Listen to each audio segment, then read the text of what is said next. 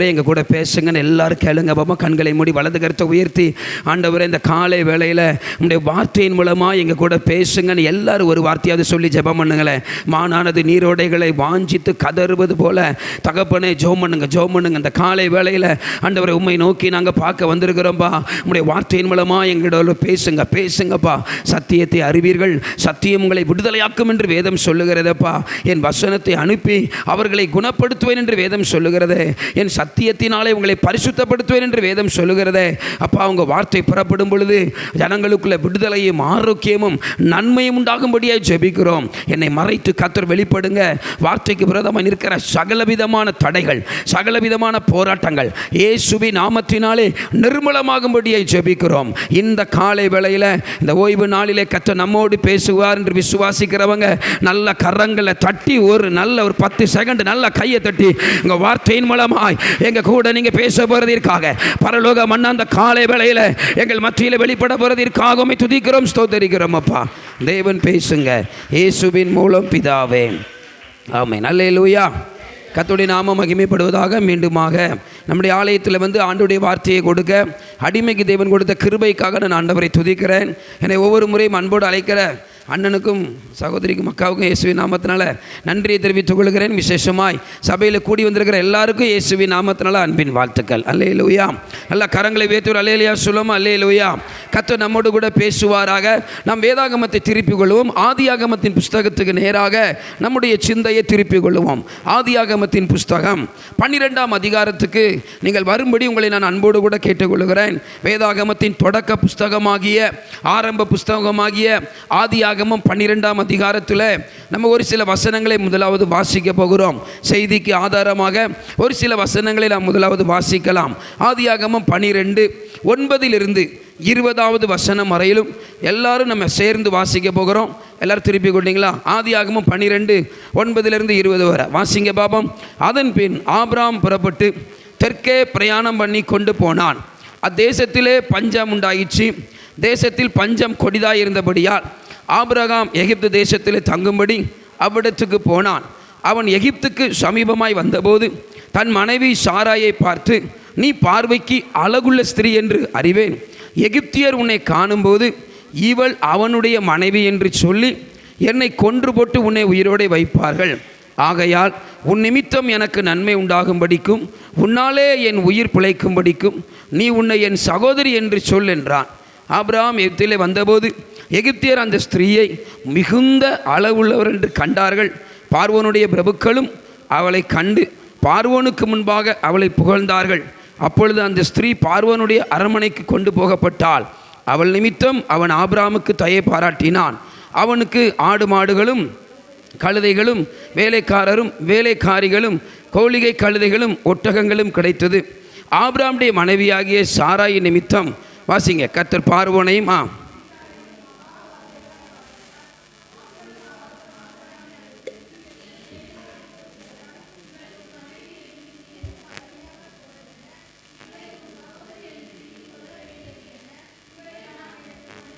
கொண்டிருப்பேனே, இதோ உன் மனைவி, இவளை அழைத்து கொண்டு போ என்று சொன்னான். பார்வோன் அவனை குறித்து தன் மனுஷருக்கு கட்டளை கொடுத்தான்.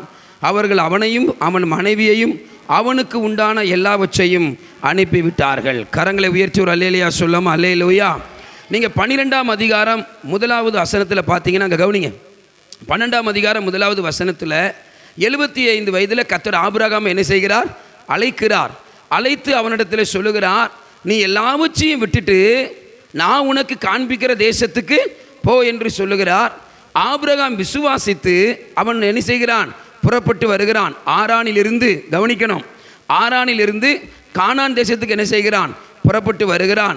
புறப்பட்டு வந்தபோது ஆண்டவர் என்ன சொன்னார் என்றால், வாசிங்க பாப்போம். தேவன் நம்மோடு பேசுவாராக. 12:7வது வசனத்தை வாசிங்க பாப்போம். கர்த்தர் ஆபிரகாமுக்கு தரிசனமாகி, போதும், நல்லா கவனிங்க. அவன் கானான் தேசத்தில் வந்து சேர்ந்த போது ஆண்டவர் சொல்லுகிறார், இதுதான் நான் உனக்கு நியமித்த பட்டணம், தேசம். கையை வைத்து ஒரு அல்லேலூயா சொல்லுங்களேன். உன்னை நான் இங்கே கொண்டு வரணும் தான் அழைத்து கொண்டு வந்தேன். நீ இங்கேயே இரு, நான் உனக்கு உன் சந்ததிக்கும் இந்த தேசத்தை கொடுப்பேன் என்று சொன்னார். கையை வைத்து ஒரு அல்லேலூயா சொல்லுங்களேன். ஆபிரகாம் கவனிக்கணும், ஆண்டவருடைய சித்தப்படி, ஆண்டவருடைய திட்டப்படி, ஆண்டவருடைய விருப்பத்தின்படி நடந்து கானான் தேசத்துக்கு புறப்பட்டு வந்தான். கர்த்தர் அவனோடு பேசினார். கையை வைத்து ஒரு அல்லேலூயா சொல்லுங்களேன். அப்படியே பக்கத்தில் கை கூட்டி சொல்லுங்க, ஆண்டவருடைய சித்தத்தை, ஆண்டவருடைய விருப்பத்தை எதுன்னு கேட்டு சரியாக போனீங்கன்னா ஆண்டவருடைய ஆசீர்வாதம் கேட்காமையே வரும். அல்லேலூயா. ஏன்னா நீங்கள் ஆண்டவருடைய விருப்பப்படி போகும்போது தான் அவர் ஆசீர்வதிக்க ஆரம்பிச்சிருவார். இப்போ எனக்கு பிடிச்ச மாதிரி என் பிள்ளைகள் நடந்தால் என் பிள்ளைகளோட நானே பேசுவேன். ஆமாவா இல்லையா? நானே கொடுப்பேன். ஏன்னா என் பிள்ளைகள் என்னுடைய விருப்பத்தை, என்னுடைய சித்தத்தை செய்கிறார்கள். ஆபிரகாமை கர்த்தர் 75 வயதில் அழைத்து நீ வா என்று சொல்லும்போது எல்லாத்தையும் விட்டுட்டு என்ன செஞ்சான்? வந்தான். உங்களுக்கு ஒன்று தெரியுமா? இப்போ இந்த தரிசனம் உண்டாகலை. எல்லாருமே நினைப்பாங்க ஆதியாகமம் 12:1 தான் இவன் என்ன செய்கிறான், கானானுக்கு புறப்பட்டு வாரான்னு. இல்லை, இதுக்கு முன்னமே இவங்க குடும்பத்தையே கர்த்தர் இருதயத்தில் ஏவினார். எங்கே போக சொல்லி? கானான் தேசத்துக்கு போக சொல்லி. வாசிக்கலாமா? வாசிங்க பார்ப்போம். ஆண்டவர் நம்மோடு பேசுவாராக.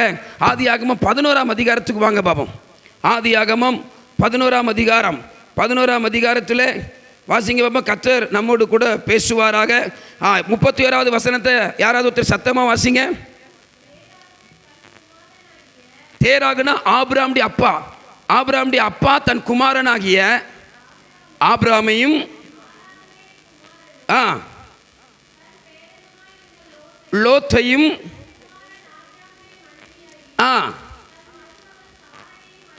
ஆபிரகாமுடைய அப்பா தன் மகனையும் தன் பேரனையும் ஆபிரகாமுடைய மனைவியும் அழைத்து கொண்டு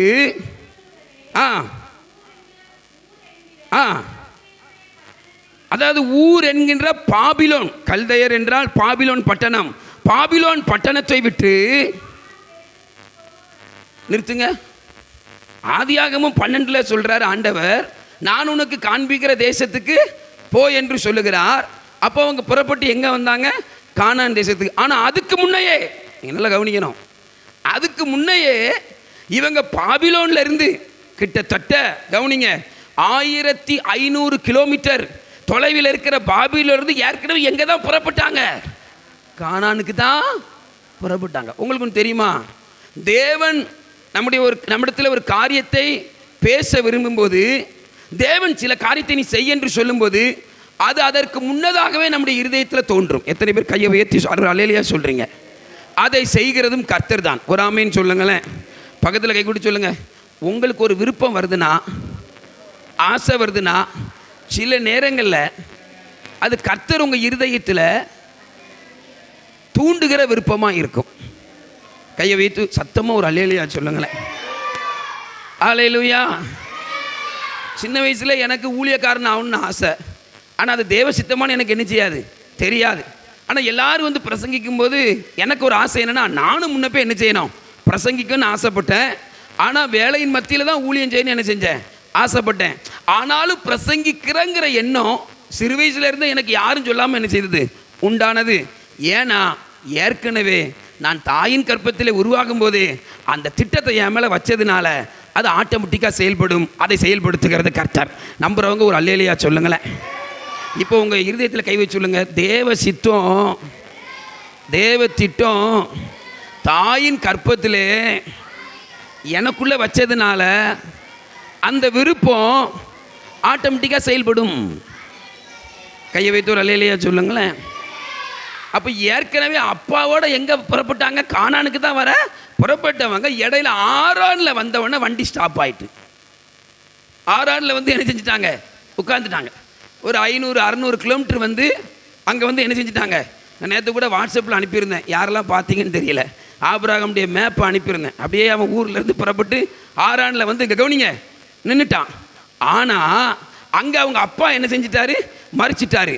மறுபடி கர்த்தர் பேசுகிறார். ஆரான்லேருந்து மறுபடி கர்த்தர் என்ன செய்கிறார், பேசி, எப்பா நீ எங்கே புறப்பட்டு போ, நான் உனக்கு காண்பிக்கிற தேசத்துக்கு புறப்பட்டு போ என்று சொன்னார். தேவ திட்டப்படி சித்தப்படி ஆபிரகாம் குடும்பத்தோடு புறப்பட்டு வந்தான். கரங்களை தட்டி கர்த்தருடைய நாமத்தை மகிமைப்படுத்தலாமா? ஹல்லேலூயா. நான் உங்களுக்கு ஒரு காரியத்தை சொல்கிறேங்க. ஆண்டவருடைய சித்தம் நம்ம வாழ்க்கையில் இருக்கும்போது அது ஆட்டோமேட்டிக்காக நம்முடைய உள்ளத்தில் ஊறுகிற ஒரு நீருச்சா இருக்கும். ஒரு ஆமேன்னு சொல்லுங்களேன். சத்தமாக ஒரு அல்லேலூயா சொல்லுங்களேன். அதே போல் நீங்களும் நானும் ஆண்டவருடைய சித்தப்படி நம்ம வருவோமானால் தேவன் நம்மை ஆசீர்வதித்து உயர்த்துவார். ஆமென்.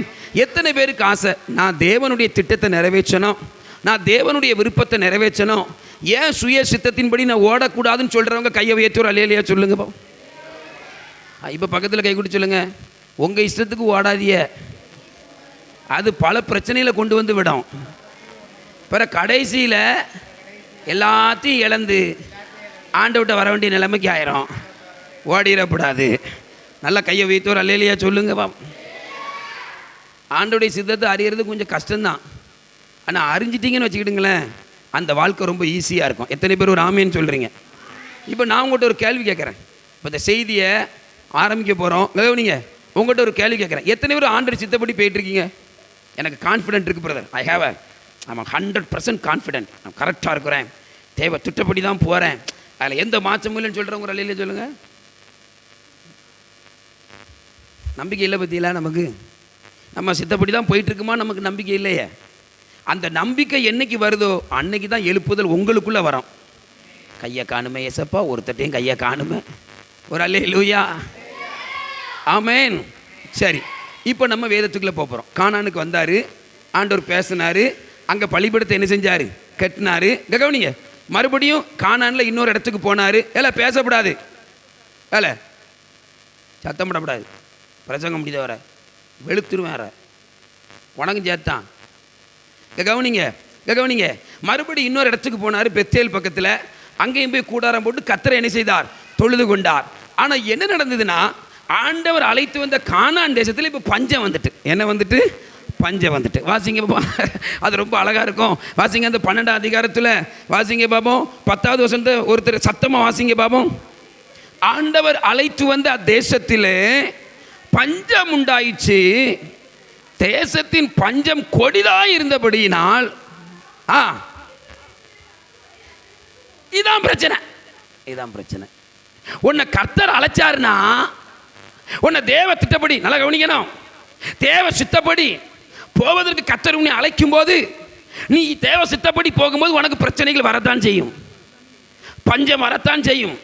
நீ தேவ சித்தப்படி தான் போய்கொண்டிருக்கிறாய், தேவ திட்டத்தை தான் செய்து கொண்டிருக்கிறாய். அப்படி போய்கொண்டிருக்கும் போது உனக்கு சில பிரச்சனைகள், பாடுகள் வரத்தான் செய்யும். ஆனால் நீ எங்கே தான் இருக்கணும்? கானான்ல தான் இருக்கணும். நீ பார்த்துப்பா, எகிப்து நல்லா இருக்குன்னு ஓடப்படாது. எல்லாரும் உஷாரா இருக்கீங்களா? ஒரு அல்லேலூயா சொல்லுங்க பாபா. இப்போ பக்கத்தில் கை கொடுத்து சொல்லுங்க, ஆண்டவருடைய சித்தப்படியே போனாலும் பஞ்சம் வரும். ஏன்னு கேட்காம அங்கேயே இருந்தா கர்த்தர் உன்னை போஷிப்பார். நம்புறவங்க கையை தட்டி கர்த்தரை மகிமைப்படுத்துங்க. நான் நல்ல கையை தட்டி, நான் தேவ சித்தப்படி போனாலும் போராட்டம் வரும், ஆனால் நான் இருந்தால் கர்த்தர் எங்களை ஆசீர்வதித்து உயர்த்துவார். நம்புறவங்க கையை உயர்த்துவார். ஹல்லேலூயா. ஆனால் நம்ம வாழ்க்கையில் இருக்கிற பிரச்சனை என்ன தெரியுமா?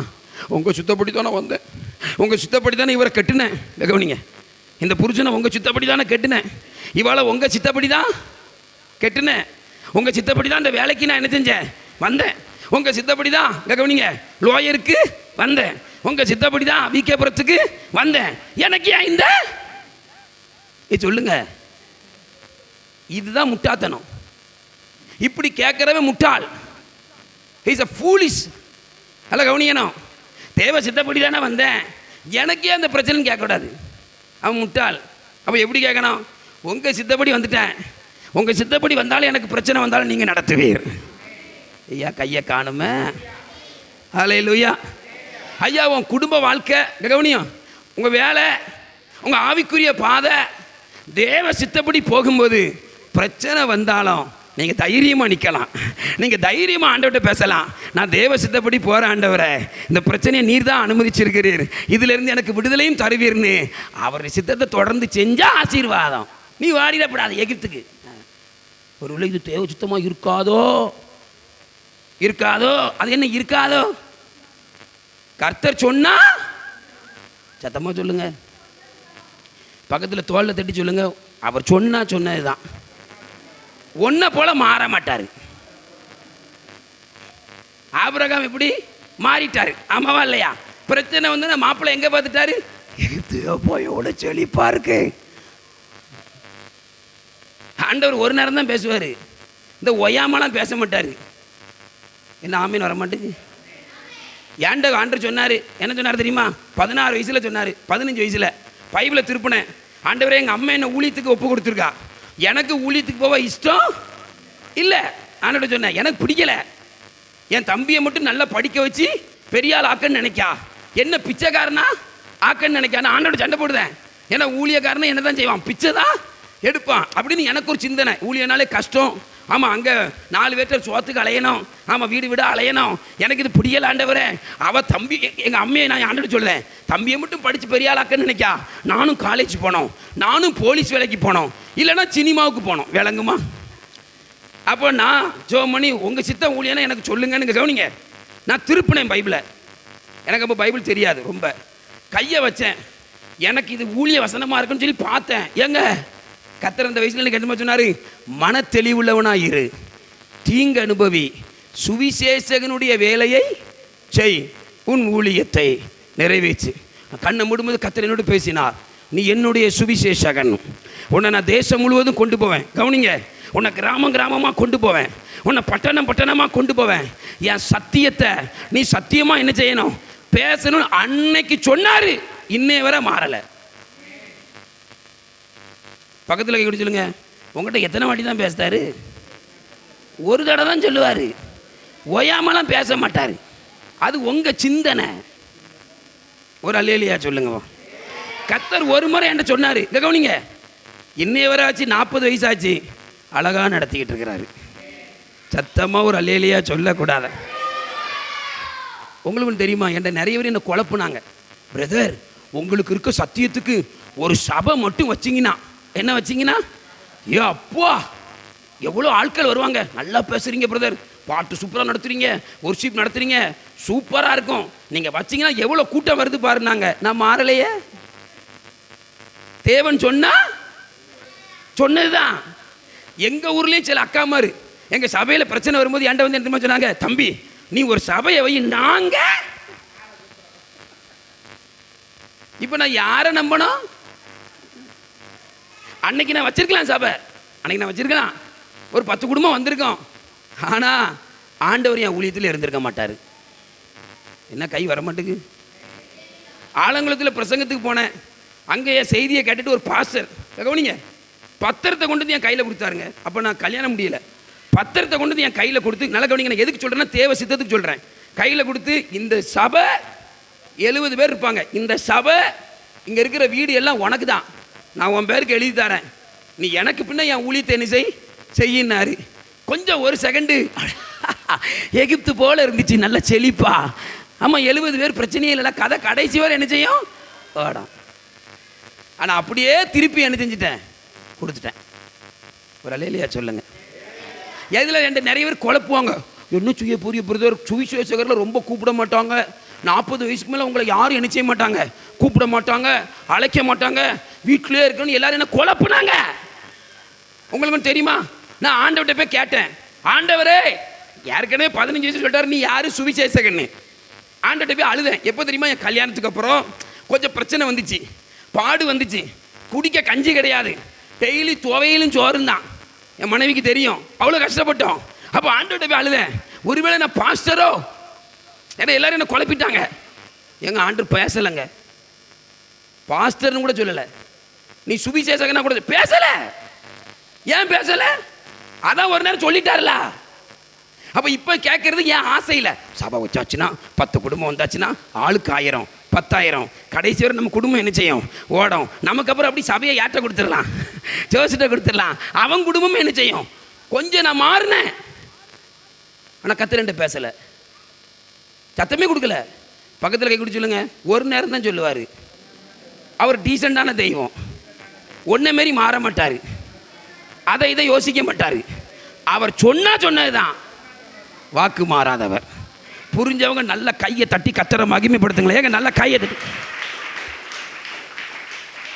சத்தமாக ஒரு அல்லேலியா சொல்லுங்க. அப்போ 2 நாள் ஆண்டவர் என்கிட்ட பேசலைங்க. 3ஆவது நாள் கேட்டேன், ஆண்டவரே ஊழியம் தாங்கினேன். உடனே ஒரு ஃபோன் வந்துச்சு, ஒரு 5000 கன்வென்ஷன் தந்தார். ஒரு ஆமீன் சொல்லுங்களேன். அப்போ சுவிசேஷ வேலையை கேட்டால் என்கிட்ட பேசுகிறாரு, எனக்கு ஊழியம் தாங்கன்னா தாராரு, பாஸ்டரா மாத்துங்கன்னா சத்தம் கொடுக்க மாட்டேங்காரு. ஏன்? அவர் சொன்னதுதான். ஒரு நேரம் தான் சொல்லுவார், அதை பிடிச்சிக்க, கடைசி வரை ஓடணும். பக்கத்தில் கை கொடுத்து சொல்லுங்க, ஒரு நேரம் சொல்லுவார், அதை பிடிச்சிக்க, பஞ்சம் வந்தாலும் அங்கங்க பார்க்காத, தேவ சித்தத்திலே இரு. கர்த்தர் ஆசீர்வதித்து உயர்த்துவார். நம்புறவங்க கையை தட்டி கர்த்தரை மகிமைப்படுத்தலாமா? நல்லா கரங்களை தட்டி வராமே. ஹல்லேலூயா. தேவ சித்தப்படி போகிறதுனால நல்ல மனைவி. இன்னைய வர குடும்பத்தில் சண்டை கிடையாது. ஒரு ஆமேன்னு சொல்லுங்களேன். சின்ன சின்ன கசப்பு வந்தாலும் ஐக்கியம் இருக்குது. ஏன்னா ஆண்டவருடைய சித்தப்படி குடும்ப வாழ்க்கை இருந்துச்சுன்னா குடும்பம் விளங்கும். வராதுல்ல? எல்லாம் கையை வைத்து ஒரு அல்லையா சொல்லுங்க.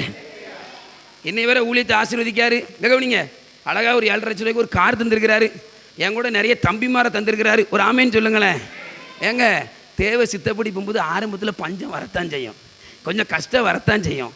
கண்ணு அங்கங்கே பார்த்துரும். அதனால் அந்த அப்படி பார்த்துட்டேன்னா என்ன பிரச்சனை வரும் தெரியுமா? தேவன் பேசுறத நிறுத்திடுவார். தேவ பிரசனம் இருக்காது, தேவ சத்தம். To you understand what I am preaching? புரியுதா நான் சொல்கிறது உங்களுக்கு? அப்போ ஒரு அல்லேலூயா சொல்லுங்க. நான் மறுபடியும் சொல்கிறேன், கவனிங்க. தேவ சித்தத்தை விட்டு நீங்கள் விலகி போனால் தேவ பிரசனம் இருக்காது, தேவ சத்தம் இருக்காது. இப்போ நான் உங்களுக்கு ஒன்று சொல்லட்டுமா? இவன் கானானுக்கு வந்தபோது கர்த்தர் பேசினார், ஆமாவா இல்லையா? இவன் எகிப்துக்குன்னு போகும்போது ஏன் பேசலை? கானானில் வந்து பேசின கர்த்தர் இவன் எகிப்துக்கு போகிறப்ப சத்தத்துக்கு ஆபிரகாம் போகாத சொல்லியிருக்கலாம்ல, ஏன் சொல்லலை? பக்கத்தில் கிடைச்சிருங்க, அவர் ரொம்ப டீசெண்டானவர். சொல்லுங்க, ஓயாமலாம் பேச மாட்டார். உன் கொழுப்பு, நீ போறனா அவர் என்ன செய்வார்? உங்களுக்கு புரியுதா? ஏன் நிறுத்திருக்கலாம்ல? ஆபிரகாமே சொல்லலை. நான் சொன்ன இடத்துல நீ இருக்கணும். இப்ப தரிசனம் இல்லை, தேவன் பேசல. ஏங்க ஒன்று கவனிங்க, தேவ சித்தத்துக்கு விரோதமா நீங்க போயிட்டீங்கன்னா தேவ சத்தத்தை நீங்க கேட்க முடியாது. You will lose the presence of God as well as God's word. நீ தேவ பிரசன்னத்தையும் தேவ சத்தத்தையும் இழந்து போவாய். ஆனால் தேவ சித்தப்படி போனா தேவ பிரசன்னம் இருக்கும், தேவ கிருபை இருக்கும், எல்லாம் இருக்கும், தேவ நடத்துதல் இருக்கும். கையை தட்டி கர்த்தரை மகிமைப்படுத்திடலாமா? புரிஞ்சவங்க நல்ல கையை தட்டி. ஆமென். முதல் சத்தியம் என்னன்னா, இங்க கவனிங்க, தேவ சித்தத்தை விட்டு நீங்கள் மாறி போனால் முதலாவது நீங்கள் இழப்பது என்னன்னா, ஆண்டருடைய சத்தத்தை, ஆண்டருடைய பிரசன்னத்தை இழந்து போவீர்கள். சொல்லிடலாமா? பக்கத்தில் சிரிச்ச முகத்தோட கை குடி சொல்லுங்க, ஒழுங்கா போ. அவர் சொன்னார்னா அதை பிடிச்சிக்க. பஞ்சம் வந்தாலும் பிரச்சனை வந்தாலும் மாறாத. மாறினா பேச மாட்டார், பிரசன்னமும் இருக்காது, நீ தான் பாடுபடுவ. எத்தனை பேர் அவர் சொன்னதை நாங்கள் செய்வோம்? ஆண்டவரே, என்ன பிரச்சனை வந்தாலும் நாங்கள் மாற மாட்டோம்னு சொல்கிறவங்க மட்டும் கையை தட்டிடலாமா? நல்ல கரங்கள். ஹல்லேலூயா. சரி ஏமா, அப்போ தேவ சித்தத்தை விட்டு தேவ விருப்பத்தை விட்டு மாறினா ஃபர்ஸ்ட் பிரச்சனை என்ன? தேவ சத்தம். ஒரு அல்லேலூயா. பாருங்க, காதில் கடுகம் போட்டுருங்க, அவன் கூட அவ்வளோ சத்தமாக சொல்கிறான், கேட்காத அப்படிங்க. அவனுக்கு புரியுதோ புரியலையோ, ஆனால் அவன் வாயில் இந்த வார்த்தை வருதுன்னா அவனை கண்டிப்பாக சூப்பராக நடத்திவார். ஒரு ஆமேன்னு சொல்லுங்களேன். இப்போ சொல்லுங்க, மொதல் பிரச்சனை என்ன? எது கேட்காது? தேவ சத்தம். சரி, ரெண்டாவது, தேவ சித்தம் இல்லாமல் நம்ம போனோம்னா, நம்ம இஷ்டத்துக்கு ஓடணும்னா என்ன பிரச்சனை வந்துச்சு தெரியுமா? இப்போ வாங்க அந்த வசனங்கள் கொஞ்சம் உள்ளே போவோம், கொஞ்சம் வேகமாக தியானிக்க போகிறோம். கர்த்தர் நல்லவர், ஆண்டவர் நம்மோடு பேசுவாராக. வாசிங்க பாப்போம். எகிப்து கிட்ட வந்த உடனே ஆபிரகாம் என்ன சொன்னா சொன்னா 11:12 வாசிங்க பாப்போம். பார்த்து, ஏ Pondattiye, you are so beautiful. ஏ கவனிமா, கவனி. ஆபிரகாமுக்கு 75 வயசுனா அக்காவுக்கு எத்தனை வயசு? 70 வயசு. ஏங்க 70லையும் சும்மா 18 வயசு பிள்ளைமா இருந்தா. ஏங்க 70லையும் எத்தனை வயசு பிள்ளைமா இருந்தா? அந்த காலத்தில் அவ்வளோ அழகா இருந்தாங்க. 100 வயசுல எப்படி இருந்தாங்க? அழகா இருந்தாங்க. இப்போம்லாம் அப்படி வச்சா தேசம் விளங்காம பேருன்னு கர்த்தருக்கு தெரியும். அதனால தான் 25ல் பொக்கு சொக்கு சுருக்கு 35 ஆகும்போது போப்போன்னு ஏன் மாத்தாருன்னா, இதுகளை மட்டும், இந்த பொம்பளைகளை மட்டும் ஒரு 80 வயசு வரை அழகாக வச்சிட்டோம்னா நம்ம பாடு கஷ்டம். ஆம்பளையும் சேர்த்தான்னு சொல்கிறேன். அதனால தான் 30லே கிளடாயிருத. ஆனால் அதையும் மாற்றி நீங்கள் என்ன பண்ணுவீங்க? பியூட்டி பார் போய் ஆமாம் அதை இழுத்து டை அடித்து 18 ஆகலான்னு பாக்கிய வாய்ப்பில்லை. கிளவி பக்கத்தில் தட்டி சொல்லுங்க, அதான் பிள்ளைய பெத்தாச்சு இல்லை, பிற கிளடு தானே, பிற என்ன பியூட்டி பாரு, பிற என்ன மானங்கட்ட டை, எல்லாத்தையும் விட்டுரு. ஒரு அல்லேலூயா சொல்லுங்க. அல்லேலூயா. ஏன்டா பங்க பிரதர் உங்களுக்கு 39 தான் ஆகுது, ஆனால் பார்க்க 45 மாதிரி இருக்கே, கொஞ்சம் டை அடிங்களா. எதுக்கு அடிக்கணும்? பிள்ளைய பெத்தாச்சுனாலே கிளடு தான். ஆமேன். ரவிதின் டை அடிச்சிருக்கியா? ஒரு அல்லேலூயா. சரி, இப்போ பாயிண்ட்டுக்கு வருவோம். என்ன தெரியுமா சொல்கிறாங்க? கவனிங்க கவனிங்க. என்ன சொல்கிறானா? நீ ரொம்ப அழகாக இருக்க. எகிப்து எப்படி தெரியுமா? ஏங்க எகிப்து எப்படி தெரியுமா? ஏதாவது அழகான பிள்ளை வந்தால் ராஜா தூக்கிட்டு போயிடுவான். யார் தூக்கிட்டு போயிடுவா? ராஜா தூக்கிட்டு போயிடுவான். இங்கே கவனிமா, இங்கே கவனி. ஒருவேளை அடுத்தவன் பொண்டாட்டியாக இருந்தால் என்ன தெரியுமா செய்வான்? அவனை கொண்டுட்டு தூக்கிட்டு போயிடுவான். இப்போ நான் தான் எகிப்துக்கு போகிறேன், என் பொண்டாட்டி ரொம்ப அழகாக இருக்கானா, அந்த ராஜா என்ன பண்ணுவான் தெரியுமா? அவளை தூக்கிடாம்பான். இல்லை அவருக்கு ஒரு புருஷன் இருக்குன்னா அவனை போட்டு தள்ளு, அவளை தூக்கிட்டு வாம்பான். மோசமான தேசம். இப்போ என்ன ஆச்சு தெரியுமா? பொண்டாட்டி போயிட்டா, தூக்கிட்டு போயிட்டான்.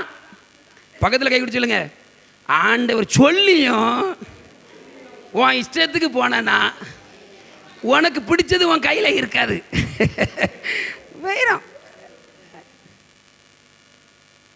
வேற உட்காந்துட்டு அப்பா கொண்டு வாங்கப்பா, என்ன அப்பா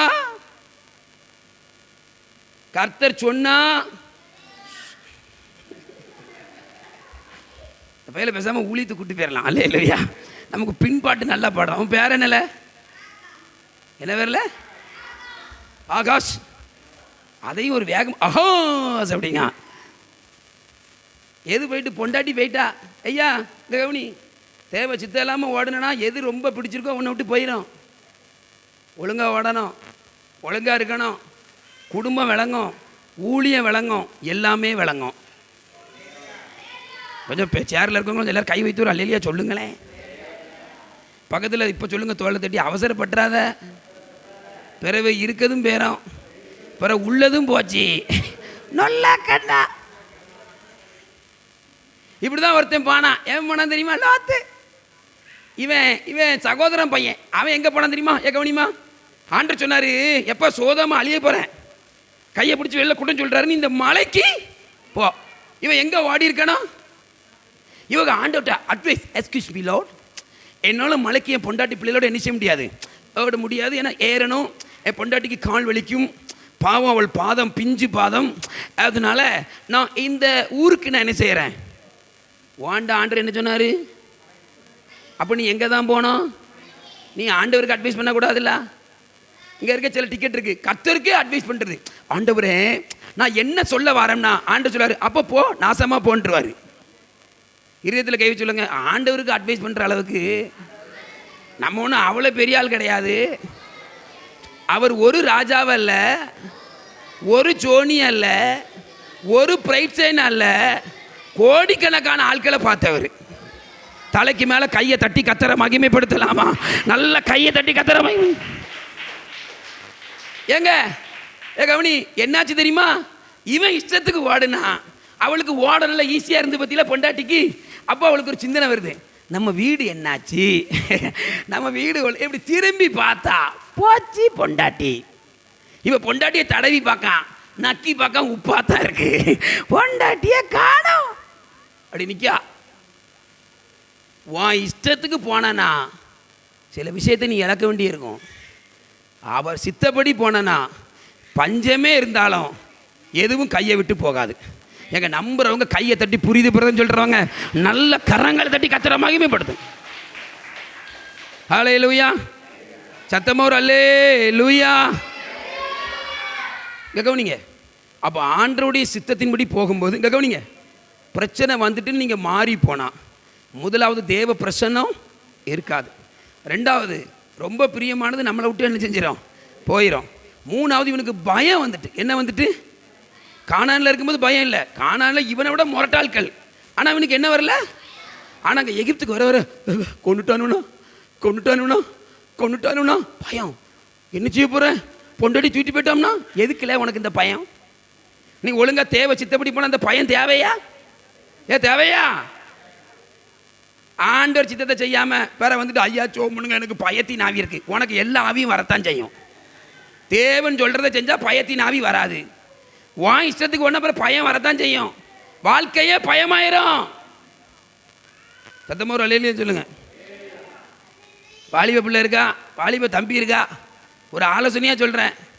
ஆண்டவர் சித்தப்படி இருந்தேன்னா வாழ்க்கை நல்லாயிருக்கும், எதிர்காலம் நல்லா இருக்கும், குடும்பம் நல்லா இருக்கும்.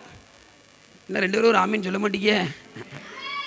ஆமாம், ஊழியம் நல்லா இருக்கும். வா இஷ்டத்துக்கு எனக்கு அதுதான் வேணும், எனக்கு இதுதான் வேணும்னா என்ன ஆவி வந்துடும்னா வாழ்க்கை பூரா நீ பயந்து சாக வேண்டியதான். பக்கத்தில் கை விட்டு சொல்லுங்க, பயத்தின் ஆவி வந்துடும். இது தேவையா? ஒழுங்காக இருக்க வேண்டியதானே?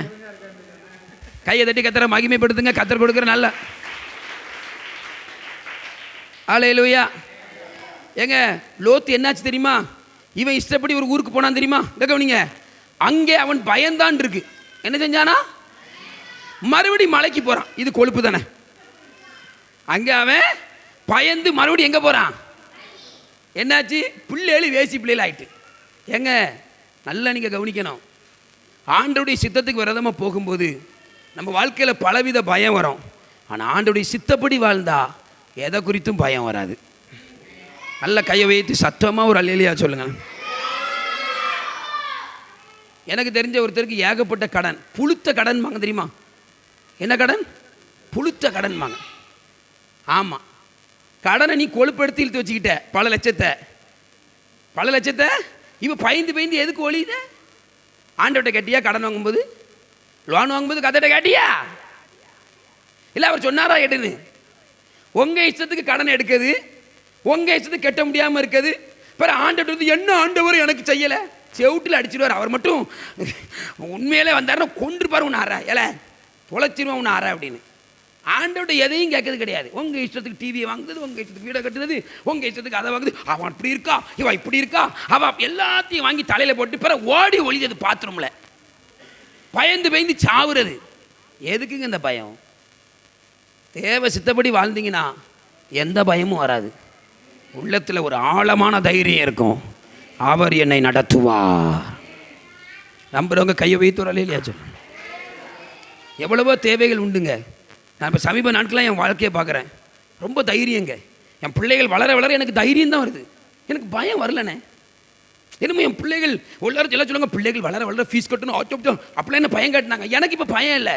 எனக்கு என்ன ஒரு தைரியம்னா நடத்திடுவார். இப்படிதான் நடத்திடுவார். ஏன்னா தேவை சித்தப்படி போனால் பயம் இருக்காது. 2 கை தான் வந்திருக்கு, மற்ற கையெல்லாம் காணும். ஏசப்பா ஒரு அல்லேலூயா சொல்லுங்க. பிரச்சனை என்ன? உங்கள் இஷ்டத்துக்கு ஓடனா என்ன நடக்கும்? தேவை பிரசன்னம் போயிடும். 2வது என்ன நடக்கும்? பிடிச்சது இழந்துருவோம். ரேவதி நல்லா சொல்லுதியா? Very good. ஆமாம். 3வது என்ன? ஆவி வந்துடும். இப்போ பக்கத்தில் எடுத்து இது தேவையா? சொல்லுங்க இது தேவையா? பஞ்சம் வந்தாலும் அவர் சொன்ன இடத்துல இரு, ஓடாத. அல்லேலூயா. இப்போ அடுத்து என்ன ஆவி வந்துட்டு? பொய்யின் ஆவி வந்துட்டு. என்ன ஆவி வந்துட்டு? ஏன்னா இவனால ராஜாட்ட பொண்டாட்டின்னு சொல்ல தங்கச்சின்னு சொல்லிடுறேன். இந்த பொய் ஏன் வந்துச்சு? பயம் ஏன் வந்துச்சு? இஷ்டத்துக்கு போனதால. அதிக கடன் வந்தால் பொய் தானே வருது. எனக்கு தெரிஞ்ச ஒரு அண்ணன் என் பக்கத்தில் இருப்பார். ஏகப்பட்ட கடன் இருக்கும். ஃபோன் வரும், ஃபோன் எடுத்து பொய் தான் சொல்லுவார், பொய்யா பேசுவார். எதுக்கு உனக்கு இந்த பொய்? இது வர காரணம் என்ன? அப்போ உன் இஷ்டத்துக்கு நீ வாங்க போய் தானே பொய்யும் பயமும் வந்துச்சு. நீ ஆண்டோடைய சித்தப்படி பேசினா நடந்தால் உனக்கு ஏன் பொய் வரப்போகுது? இவன் பொய் சொல்லலாம். உங்களுக்கு தெரியுமா? அவள் ஏற்கனவே சகோதரி தான் ஆபிரகாமுக்கு. ஆனாலும் இவரால் தைரியமா சொல்ல முடியல, என் பொண்டாட்டி போய் வந்துட்டல. இன்னைக்கு நம்ம வாழ்க்கை எப்படி போகுது தெரியுமா? தேவை சித்தம் இல்லாமல் போய் நிறைய பிரச்சனையில் மாட்டி, ஒரு பொய் அதை மறைக்க இன்னொரு பொய் அதை மறைக்க, கடைசியில் பொய்யிலே புழுவுனி ஆயிடுதான். வாய் பழகிருது, அந்த ஊத்த வாய். இதுக்கு காரணம் ஆண்டோடைய சித்தப்படி ஓடாதான் பிரச்சனை. ஆமேன். ஹல்லேலூயா. சத்தமாக ஒரு அல்லேலூயா. ராஜாலாம் அடிக்கடி நான் வண்டி வாங்கும்போது அவன்கிட்ட சொல்லுத ஒன்றேன்னு சொல்லுவேன், அவசரப்படாத, ஜெபம் பண்ணு, சொன்னா வாங்கு. நீ சொல்லாமல் வாங்கிட்டு வந்துடுவ, லூஸு பிடிச்சிட்டு அலையணும், அந்த வண்டியை விற்கவும் முடியாது. ஆமாம், இப்படி தான் ஒருத்தர் வாங்கினார் ஒரு வண்டி. ஆமாம், 10 லட்சத்துக்கு வாங்கினார். எத்தனை லட்சத்துக்கு வாங்கினார்? 6 லட்சத்துக்கு விற்றுருக்காரு. இவரால் அதை வாங்கி ஓட்டவும் முடியலை. 4 லட்சம் நட்டம். ஏன் தெரியுமா? உன் இஷ்டத்துக்கு அது நல்லா இருக்கு இது நல்லா இருக்குன்னா உன் வாழ்க்கை வம்பாக தான் போவோம். அவர் சித்தத்துக்கு நடந்தா பயமும் இருக்காது, பொய்யும் இருக்காது, தேவ பிரசன்னமும் இருக்கும், வாழ்க்கை ஜம்முன்னு போகும். கையை தட்டி நல்லா கரங்களை தட்டி கத்தரை நல்லா சத்தமாக கையை தட்டி ஒரு ஆமைன்னு சொல்லுங்க. சத்தமாக ஒரு அலையிலையா சொல்லுங்க பாப்போம். இப்போ 4 பாயிண்ட் பார்த்தோம், ஆமாவா இல்லையா? எங்க சொல்லுங்க பாப்போம்.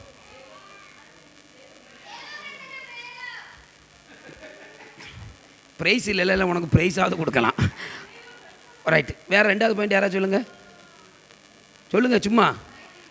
பயத்தின் ஆவி வந்துடும். அடுத்து பொய்யின் ஆவி வந்துடும். பிடிச்சத இதுக்கெல்லாம் காரணம் நம்மால் எங்கே போனார்? எகிப்துக்கு.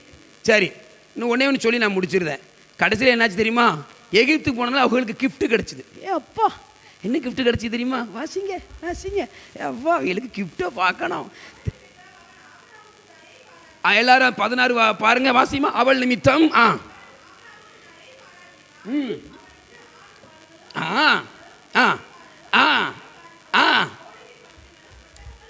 எப்பா எப்பா தேவ சித்தத்தை விட்டு போகும்போது நிறைய கிடைக்கும். பிசாசு நிறைய அள்ளி கொடுப்பான். நம்ம ஆள் வாங்கி மடியில் வச்சுக்கிட்டாரு. இங்கே கவனிங்க, வேலையில் போகிற ஓனான அவன் பார்க்க ஓனா நல்லா தான் இருக்கும், உள்ள வச்சுட்டேன்னு வச்சுக்க வேற குத்துதே கொட்டையுதே. அப்பா இங்கே கவனி, தேவ சித்தம் இல்லாமல் பரிசை வாங்கிட்டான். கழுதை கிடச்சிது, குதிரை கிடச்சிது, வேலைக்காரங்க கிடைச்சாங்க. இப்போ ஆள் ரொம்ப பெரிய பணக்காரன் ஆயிட்டாரு. நீங்கள் 13 அதிகாரத்தில் பாருங்க, எகிப்திலிருந்து வரும்போது மாப்பிள்ளை எப்படி இருக்காரு? ஐயா வாசிங்க பாப்போம். 13 அதிகாரத்தில் 2வது வசனம் வாசிங்க. ஆபிரகாம் மிருக ஜீவன்களும் வெள்ளியும் பொன்னும் சீமான் ஆயிட்டான்.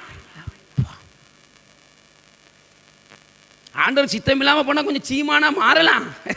பிறகு பக்கத்தில் கேட்டு சொல்லுங்க, கொஞ்சம் சீமானா போற மாதிரி தெரியும், கடைசியில்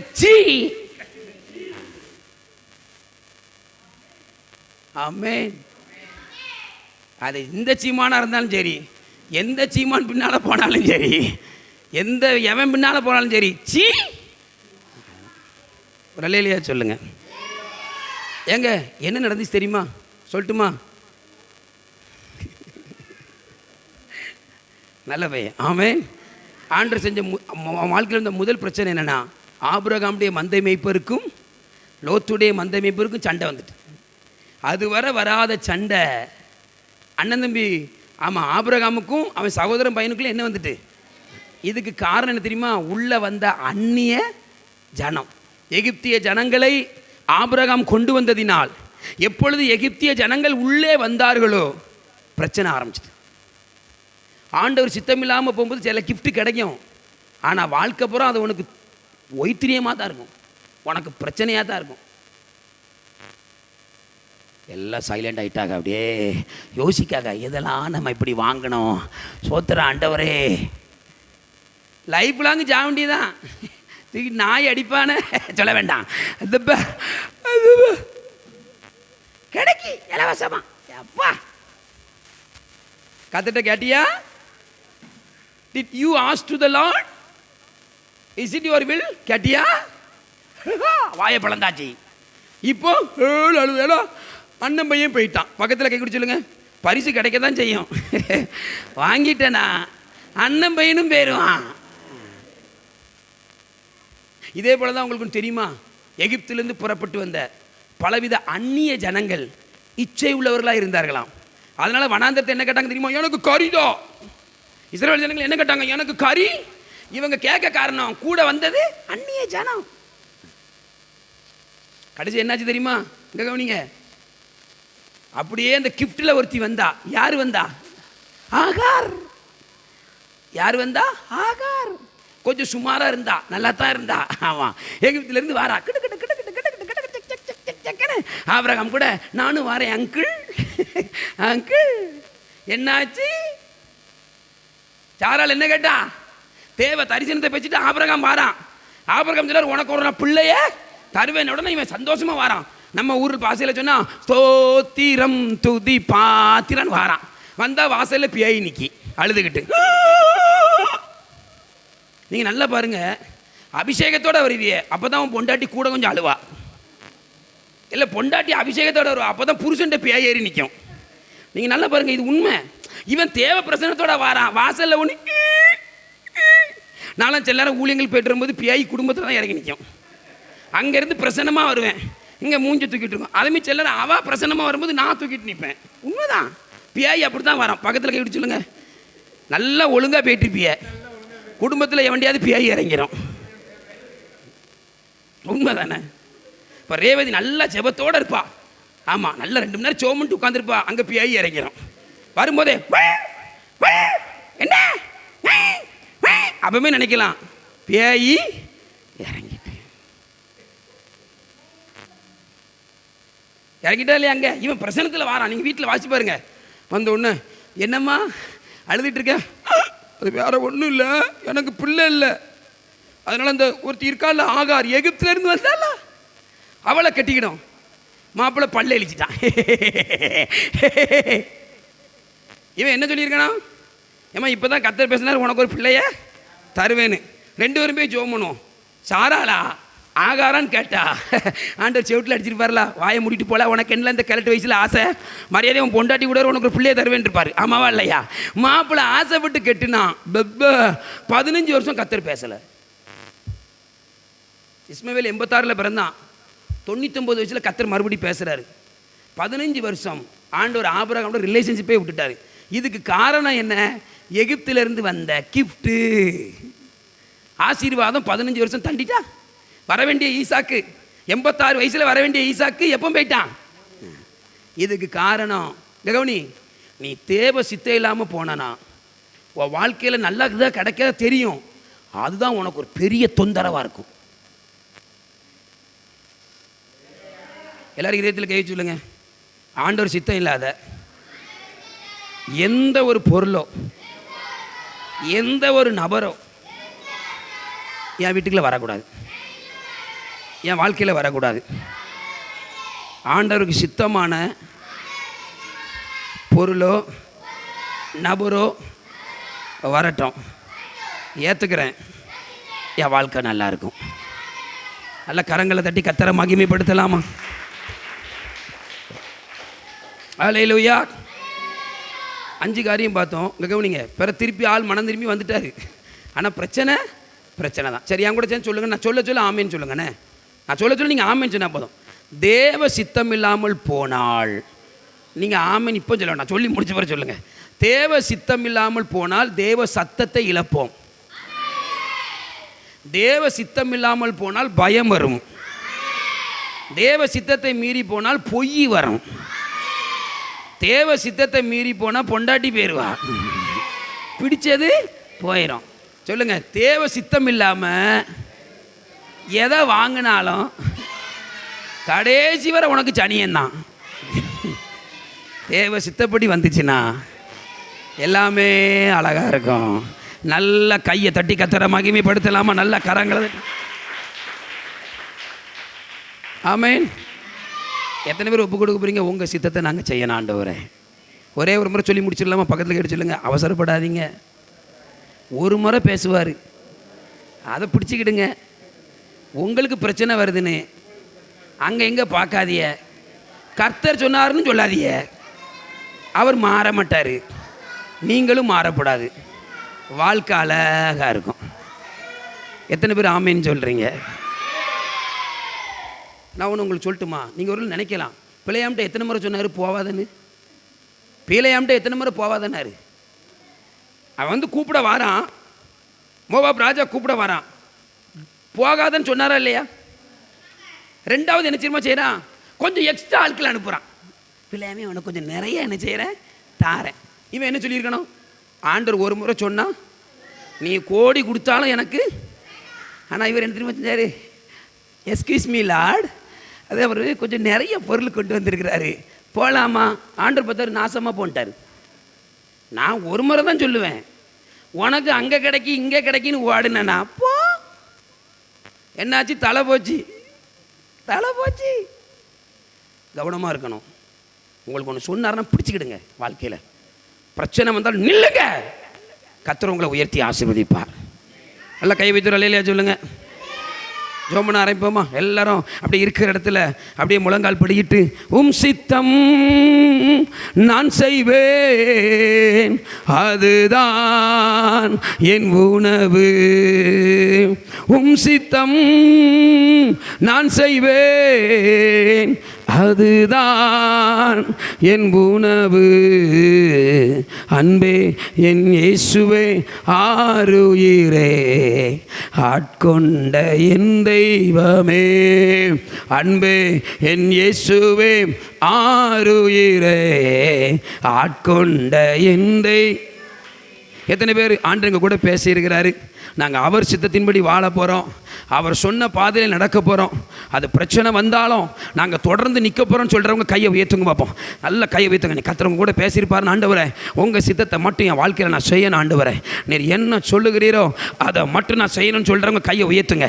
என் இஷ்டத்துக்கு நான் பேரக்கூடாது. என்ன பிரச்சனை வந்தாலும், என்ன போராட்டம் வந்தாலும், நீர் நியமித்த பாதைனா அது பிரச்சனை வரத்தான் செய்யும். நீர் சொன்ன பாதையில் போகும்போது பஞ்சம் வரத்தான் செய்யும், குடும்பத்தில் பிரச்சனை வரத்தான் செய்யும், பலவித பாடுகள் வரத்தான் செய்யும், வெளியிலிருந்து பிரச்சனை வரத்தான் செய்யும். ஆனால் நீங்கள் சொன்னா அந்த பிரச்சனையிலையும் அந்த உபத்திரவத்திலையும் எங்களை அவேளி அடைப்பீரையா, எங்களை உயர்த்துவீரையா.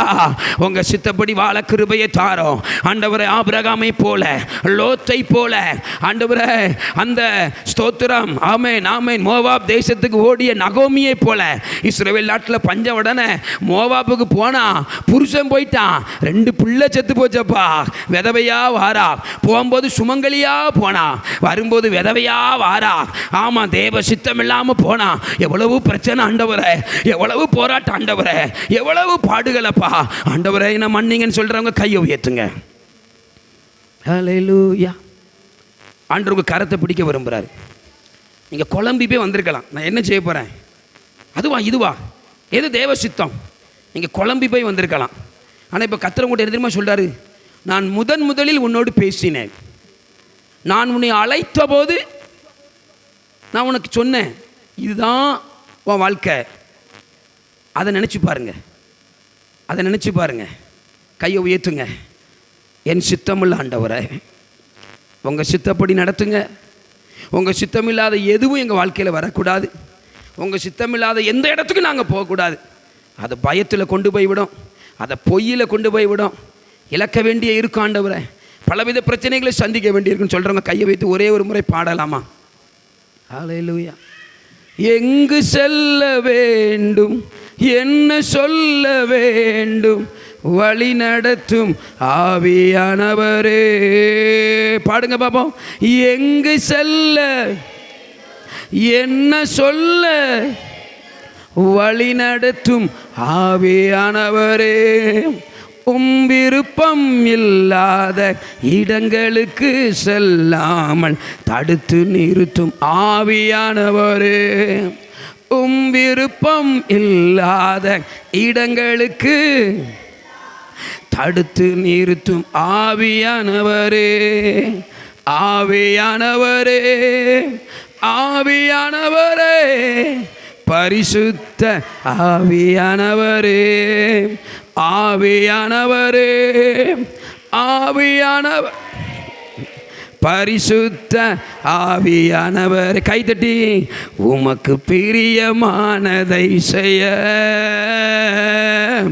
எனக்கு கற்று தாரும் தெய்வமே. உமக்கு பிரியமானதை செய்ய எனக்கு கற்று தாரும்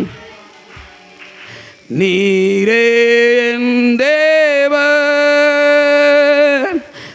நல்ல பரிசுத்த ஆவியானவர் செம்மையான வழியிலே நடத்த வேண்டுமே, செம்மையான நடத்த வேண்டுமே. மேக ஸ்தம்பமே, அக்கினி ஸ்தம்பமே, தேய்ச்சும் தெய்வமே, துணையாளரே. மேக ஸ்தம்பமே, அக்கினி ஸ்தம்பமே, தேய்ச்சும் தெய்வமே, துணையா. நான் விசுவாசிக்கிறேன், இன்னைக்கு வந்த எல்லாரையும் அவர் சித்தப்படி நடத்த போகிறாரு. ஆபிரகாமை ஆசீர்வதித்து உயர்த்தியது போல, தடுமாறி போனாலும் அவனை எகிப்திலிருந்து கொண்டு வந்தது போல உங்களை கிருபை உள்ள தெய்வம் இன்னைக்கு மீட்டெடுத்திருக்கிறார். எத்தனை பேர் ஆமீன் சொல்கிறீங்க?